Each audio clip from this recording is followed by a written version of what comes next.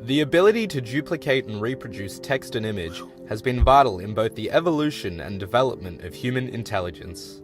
The earliest known examples of reproducing text trace back to around 3500 BC, where Egyptians created small round cylinders with inscriptions engraved into hardened clay, which, when rolled onto wet clay, would leave an impression. But depending on your definition, this might not be considered as printing.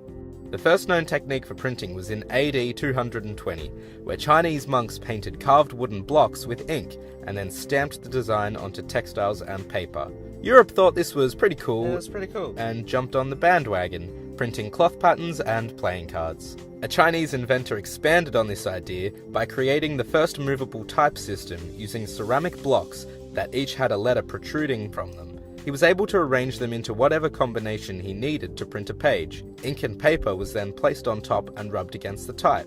This design was improved on for hundreds of years with the addition of harder materials like bronze. Until Europe again jumped on the bandwagon and ditched their wood blocks for metal type systems. To hell with this. Until they got lazy and a German goldsmith named Johannes Gutenberg invented the printing press in 1440.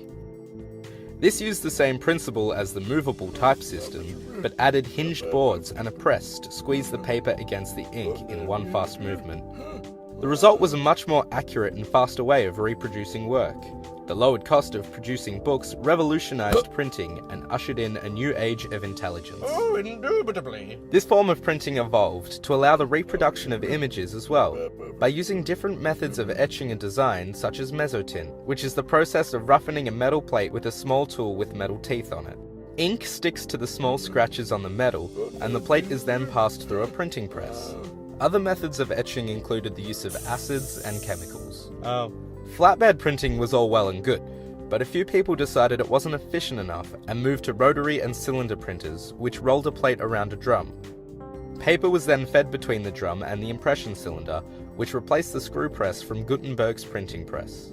This new and more efficient way of printing allowed for newspapers and other media to be quickly and mass-produced. It was also a lot cheaper, which allowed for a wider audience. In 1904, an American paper manufacturer noticed that when he forgot to load paper into the press, it would print onto the rubber impression cylinder below, and was actually a lot sharper than the regular print. So he created a new machine with an extra cylinder and acted like it was all intentional. This was the first offset printing press, and thanks to small improvements over the years, it is still to this day the most commonly used method for large volume paper printing.